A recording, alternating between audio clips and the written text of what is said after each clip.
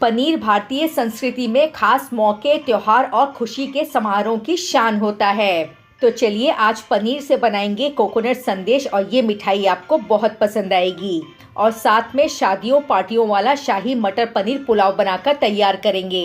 Hello friends, welcome back to my channel. तो चलिए आज की ये मज़ेदार रेसिपी शुरू करते हैं। Super tasty super delicious coconut संदेश बनाने के लिए यहाँ पर मैंने 200 ग्राम पनीर लिया है। पहले पनीर को हम छोटे छोटे टुकड़ों में काट लेंगे, इससे हमें इसे ग्राइंड करने में आसानी होगी।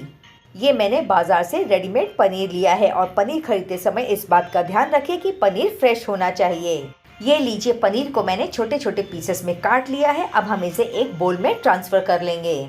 जब आप जल्दी में हो और आपके पास में समय की कमी हो तो आप इस इंस्टेंट मिठाई की रेसिपी को एक बार ज़रूर बनाकर ट्राई करें।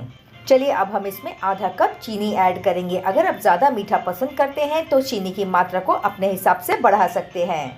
कोकोनट संदेश बना रहे हैं तो इसमें आधा कप डेसिकेटेड कोकोनट या नारियल का बुरादा ऐड करेंगे। अब ये मैंने आधा कप हल्का गर्म दूध लिया है, तो आप कोई भी दूध ले सकते हैं। गर्म दूध डालने से पनीर सॉफ्ट हो जाएगा और नारियल का बुरादा भी फूल जाएगा। इससे मिठाई का टेक्सचर बहुत अच्छा आएगा।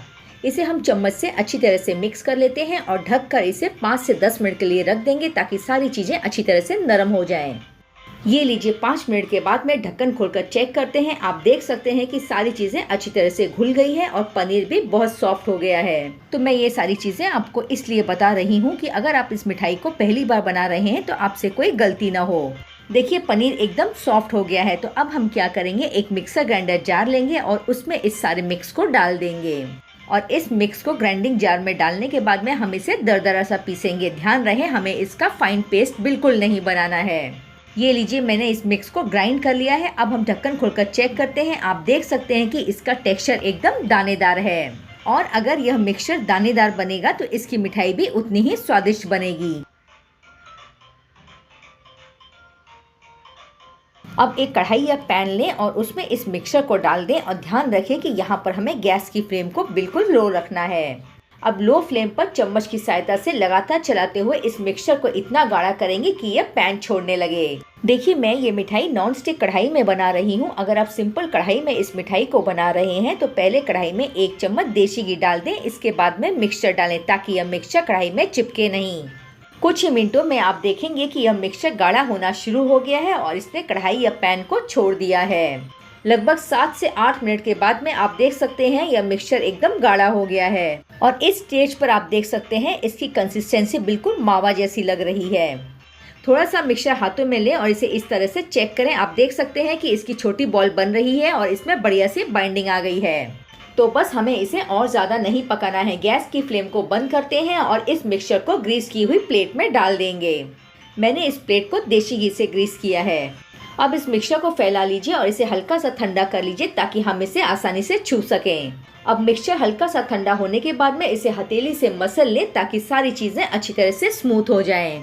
दर्शकों, वीडियो में आगे बढ़ने से पहले अगर आप मेरे चैनल पे नए हैं और आपको मेरी रेसिपीज पसंद आती है तो इसे लाइक करें, फ्रेंड्स और फैमिली के साथ में शेयर करें और चैनल को सब्सक्राइब करें। और ऐसी ही मज़ेदार और लेटेस्ट रेसिपीज को देखने के लिए बेल बटन आइकॉन प्रेस करें। ये लीजिए, मैंने इसका सॉफ्ट और स्मूथ डो बनाकर तैयार कर लिया है। अब हम मिठाई बनाना शुरू करते हैं। अब मिश्रण में से थोड़ा सा हिस्सा हथेलियों के बीच में रखें और इसे गोल गोल घुमाते हुए इसे पेड़े का शेप दें। ये देखिए, गोल गोल घुमाते हुए इसे हल्का सा प्रेस करें और ये पेड़ा बनकर तैयार है। मैं यहाँ पर इसे पेड़े का शेप दे रही हूँ, आप इसके लड्डू भी बना सकते हैं। तो बस इसी प्रक्रिया को दोहराते हुए हम सभी पेड़े बनाकर तैयार कर लेंगे। पनीर से बनी हुई इस मिठाई को आप आने वाले त्योहारों में बना सकते हैं।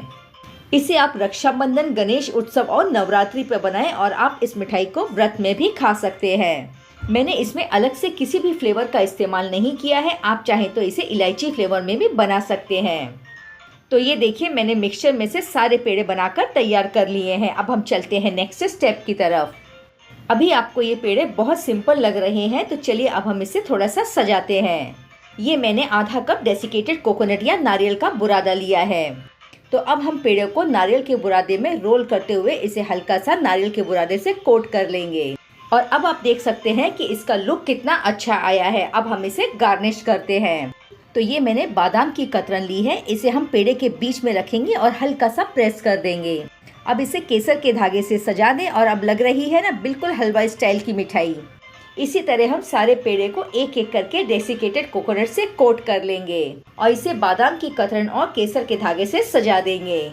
आप इस मिठाई को काजू या पिस्ता से भी सजा सकते हैं या अपने तरीके से इसे सजा लें। आने वाले त्योहारों में आप इस मिठाई को एक बार ज़रूर बनाकर तैयार करें और मुझे पूरा यकीन है कि आपको ये रेसिपी पसंद आएगी। इसे बनाने में भी बहुत ज़्यादा समय नहीं लगता है क्योंकि हमने इसमें रेडीमेड पनीर का इस्तेमाल किया है।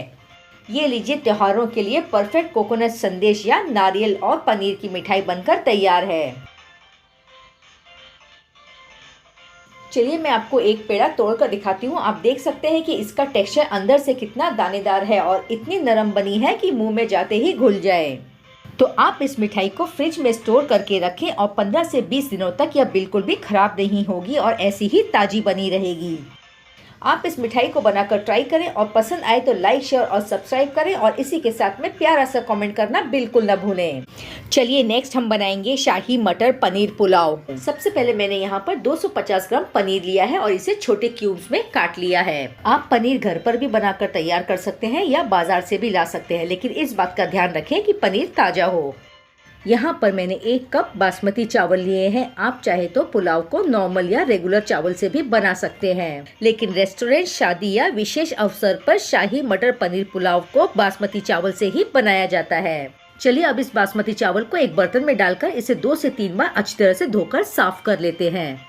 इससे चावल पर लगी हुई सारी गंदगी निकल जाएगी। अब हम इसमें पानी डालेंगे और इसे 15 से 20 मिनट तक भिगो कर रखेंगे।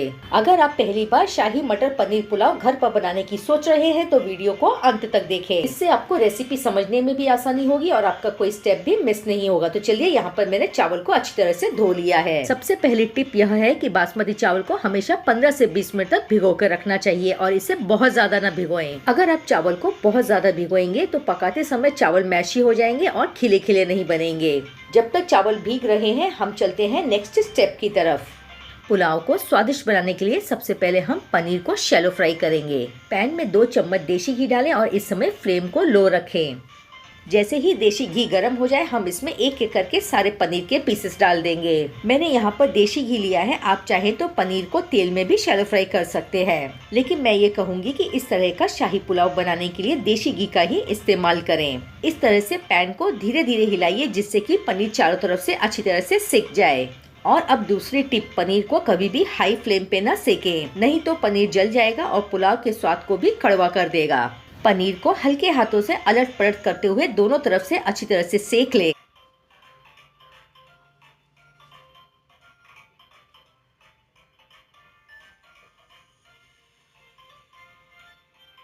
जैसा कि आप स्क्रीन पर देख सकते हैं, पनीर को मैंने हल्का गोल्डन ब्राउन कलर आने तक सेक लिया है। अब हम इसे निकाल लेंगे और एक प्लेट में रख लेंगे। तो चलिए अब हम इसमें 15 से 20 काजू डालते हैं और इसे हल्की आंच पर गोल्डन कलर आने तक सेक लेंगे। और इस तरह के ड्राई फ्रूट्स जैसे काजू और किशमिश को शाही पुलाव में जरूर डाला जाता है, लेकिन अगर आप पुलाव में काजू और किशमिश पसंद नहीं करते हैं तो आप इसे स्किप कर सकते हैं। चलिए काजू बढ़िया तरीके से रोस्ट हो गए हैं, इन्हें हम प्लेट में निकाल लेंगे। अब हम लेंगे 2 चम्मच किशमिश और इसे भी हम लो फ्लेम पर सेक लेंगे। किशमिश बहुत जल्दी भुन जाती है और फूल जाती है, तो इसे फटाफट सेकें और प्लेट में निकाल लें। पुलाव को शाही लुक देने के लिए यहाँ पर हमने पनीर, काजू और किशमिश को सेक लिया है। और अब ये जो बचा हुआ घी है ना, इसे हमें फेंकना नहीं है। मैं आगे बताती हूँ इसका क्या करना है। हमारी बेसिक तैयारी पूरी हो चुकी है। अब हम शादी पार्टी वाला शाही मटर पनीर पुलाव बनाना शुरू करते हैं। कढ़ाई को लो फ्लेम पर गरम करें और इसमें 1 चम्मच देसी घी ऐड कर दें। और अब ये जो बचा हुआ देसी घी है इसे कढ़ाई में डाल दें। जैसे ही घी गर्म हो जाए इसमें हम 1 चम्मच जीरा ऐड कर देंगे। इस समय हम गैस की फ्लेम को लो रखेंगे और इसमें हम कुछ खड़े मसाले डालेंगे जो पुलाव को बहुत ही स्वादिष्ट और खुशबूदार बनाएंगे। यहाँ पर मैंने 1 तेजपत्ता लिया है, 1 इंच दालचीनी का टुकड़ा लिया है, आधा चम्मच साबुत काली मिर्च ली है और इसी के साथ में 4 लौंग ली है, 1 चक्रफूल लिया है, 3 छोटी हरी इलायची ली है और 1 बड़ी काली इलायची ली है। और जैसे ही जीरा हल्का सा चटकने लग जाए इसमें हम खड़े मसाले ऐड कर देंगे। अब हल्की आंच पर इसे 1 से 2 मिनट तक सेकेंगे जिससे कि सारे खड़े मसालों का फ्लेवर्स घी में उतर आए। चलिए मसाले अच्छी तरह से सिक गए हैं, बहुत बढ़िया खुशबू आ रही है। अब हम इसमें डालेंगे चुटकी भर हींग। हींग को घी में अच्छी तरह से मिक्स कर लीजिए। अब हम इसमें डालेंगे एक मीडियम साइज का प्याज, जिसे मैंने लंबा लंबा स्लाइस में काट लिया है। प्याज डालना बिल्कुल ऑप्शनल है, लेकिन शादी, पार्टी और रेस्टोरेंट स्टाइल के पुलाव में प्याज डाली जाती है। अगर आप पुलाव में प्याज पसंद नहीं करते हैं तो इसे स्किप कर सकते हैं। अब इसमें 1 इंच अदरक का टुकड़ा डालेंगे, जिसे मैंने लंबाई या जूलियंस में कट कर लिया है। इसी के साथ में यहाँ पर मैंने 2 ताजी हरी मिर्च ली है और 2 ताजी लाल मिर्च ली है। लाल मिर्च डालने से पुलाव दिखने में बहुत बढ़िया लगता है, इसलिए मैंने डाली है। आपके पास हो तो डालें, वरना आप इसे स्किप कर सकते हैं। तो चलिए, मिर्ची में मैंने बीच से चीरा लगा दिया है, इसे भी हम ऐड कर देते हैं। सभी चीजों को हल्का सा तब तक भूनेंगे जब तक कि इसमें से कच्चापन न निकल जाए। कुछ ही मिनटों में आप देखेंगे कि प्याज हल्का सा गुलाबी हो गया है, तो अब हमें इसे और ज्यादा नहीं पकाना है। अब हम इस स्टेज पर भीगे हुए बासमती चावल ऐड कर देंगे। तो मैंने बासमती चावल का पूरा पानी निकाल लिया है। और अब मैं फिर से आपसे कहूंगी कि चावल को 15 से 20 मिनट से ज्यादा न भिगोएं, नहीं तो चावल टूट जाएंगे और मैशी हो जाएंगे। चावल को हल्के हाथों से चलाते हुए और लो मीडियम फ्लेम पर इसे तब तक भूनना है जब तक कि चावल का पानी या नमी या मॉइस्चर पूरी तरह से खत्म नहीं हो जाता है और घी की बढ़िया सी कोटिंग चावल के ऊपर नहीं आ जाती है। और परफेक्ट खिला खिला शाही पुलाव बनाने के लिए यह सबसे जरूरी टिप है। कुछ ही मिनटों में आप देखेंगे कि चावल के ऊपर बढ़िया सी शाइन आ गई है और घी इसके ऊपर अच्छी तरह से कोट हो गया है। चलिए, अब हम इसमें कुछ सब्जियां ऐड करते हैं। बारीक कटा हुआ गाजर लेंगे 2 चम्मच, इसी के साथ में बारीक कटी हुई बीन्स लेंगे 2 चम्मच। और अब यहाँ पर मैंने 2 से 3 चम्मच ताजी हरी मटर ली है। अगर आपके पास में ताजी मटर नहीं है तो आप फ्रोजन मटर का इस्तेमाल भी कर सकते हैं। सभी सब्जियों को चावल के साथ में 1 से 2 मिनट तक भून लें। अब हम इसमें कुछ साधारण से मसाले ऐड करेंगे। लाल मिर्ची पाउडर लिया है मैंने आधा चम्मच और इसी के साथ में गरम मसाला लिया है आधा चम्मच। और इस स्टेज पर गरम मसाला डालने से यह चावल में अच्छी तरह से मिक्स हो जाता है और पूरे चावल में बढ़िया सी खुशबू देता है। बस अब इसे हल्के हाथों से मिक्स कर लें। और अब हम यहाँ पर पानी ऐड करेंगे। जिस कप से मैंने चावल मापा था उसी कप से मैं यहाँ पर 1.25 कप पानी ऐड करूंगी, यानी 1 पूरा कप पानी और इसके साथ में 3/4 कप पानी। तो पानी का आप मेजरमेंट पूरा ध्यान से देखें। और परफेक्ट शादी वाला पुलाव बनाने के लिए यह एक जरूरी टिप है। अब हम इसमें स्वाद के अनुसार नमक ऐड करेंगे और अब हल्के हाथ से इसे मिक्स कर लीजिए। और इस समय हम पानी में एक उबाल आने का इंतजार करेंगे। इस समय गैस की फ्लेम को मीडियम रखें और जैसे ही पानी में उबाल आ जाए फ्लेम को लो कर दें। पानी में एक उबाल आने के बाद में गैस की फ्लेम को तुरंत लो कर दें और ढक्कन रख के इसे 7 से 8 मिनट तक लो फ्लेम पर पका लें। लगभग 5 मिनट के बाद में हमें यहाँ पर चावल को एक बार चेक करना है।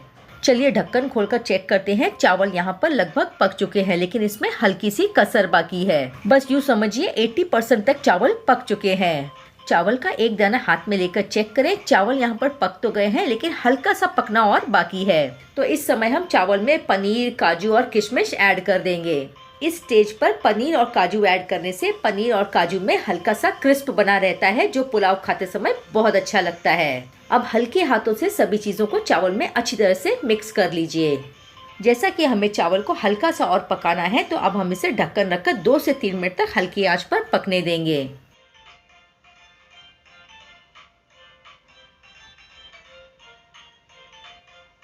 लगभग 3 मिनट के बाद में ढक्कन खोलकर चेक करते हैं। आप देख सकते हैं कि चावल यहाँ पर अच्छी तरह से पक गए हैं और चावल का पूरा पानी सूख गया है और पुलाव में चावल का एक एक दाना अलग दिखाई दे रहा है। और इस समय गैस की फ्लेम को बंद कर दें और आप चाहें तो ताजे कटे हुए हरे धनिये से इसे सजा दें। और अब सबसे जरूरी बात, ताजा हरा धनिया डालने के बाद में पुलाव के ऊपर फिर से ढक्कन रख दें और 10 मिनट तक इसे रेस्ट दें।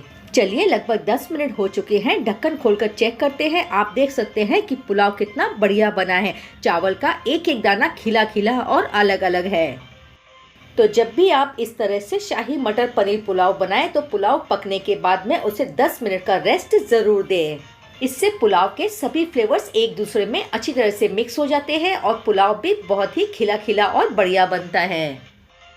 शादी, पार्टी और रेस्टोरेंट स्टाइल का यह शाही मटर पनीर पुलाव को सर्व कर लेते हैं। इस तरह से आप सभी टिप्स और ट्रिक्स फॉलो करेंगे तो परफेक्ट पुलाव बनाकर तैयार कर सकते हैं। वैसे तो यह पुलाव इतना स्वादिष्ट बना है कि आप इसे ऐसे ही खा सकते हैं, लेकिन मैंने यहाँ पर पुलाव के साथ में मिक्स वेजिटेबल रायता बनाया है। इसकी भी रेसिपी देख लेते हैं। मिक्स वेजिटेबल रायता बनाने के लिए यहाँ पर मैंने एक मीडियम साइज का प्याज लिया है और इसे बारीक काट लिया है। इसी के साथ में एक मीडियम साइज के टमाटर को भी बारीक काट लेंगे और इसे भी बोल में ऐड कर देंगे। और इसी के साथ में एक मीडियम साइज की गाजर को मैंने कद्दूकस कर लिया है और अब इसमें हम डालेंगे एक बारीक कटी हुई हरी मिर्ची, थोड़ा सा बारीक कटा हुआ हरा धनिया डालें और 1/4 चम्मच काला नमक ऐड कर दें। काला नमक रायते में बहुत बढ़िया स्वाद देता है। और इसी के साथ में आधा चम्मच भुना हुआ जीरा पाउडर ऐड करेंगे। अब हम इसमें नमक डालेंगे स्वाद के अनुसार और यहाँ पर मैंने 1 चम्मच चीनी ली है। चीनी डालने से दही की खटास बैलेंस हो जाती है और दही भी जल्दी खट्टा नहीं होता है। अब मैं यहाँ पर 1 कप ताजा दही ले रही हूँ। इसे भी हम बोल में डाल देंगे और सभी चीज़ों को हल्के हाथों से अच्छी तरह से मिक्स कर लेंगे। तो बस शादी, पार्टी और रेस्टोरेंट में शाही मटर पनीर पुलाव के साथ में इस तरह का रायता सर्व किया जाता है। तो चलिए आप भी मेरी इस रेसिपी को स्टेप बाय स्टेप फॉलो करें और एक बार इस तरह से शाही मटर पनीर पुलाव और यह रायता बनाकर ट्राई करें और अपने अनुभव मुझे कमेंट करके बताएं। अगर आपको मेरी यह रेसिपी पसंद आई हो तो इसे एक लाइक ज़रूर करें। वीडियो को अंत तक देखने के लिए आपका बहुत बहुत धन्यवाद। फिर मिलेंगे किसी और मज़ेदार रेसिपी के साथ। तब तक खाते रहिए, खुश रहिए और अपनी सेहत का ध्यान रखिए।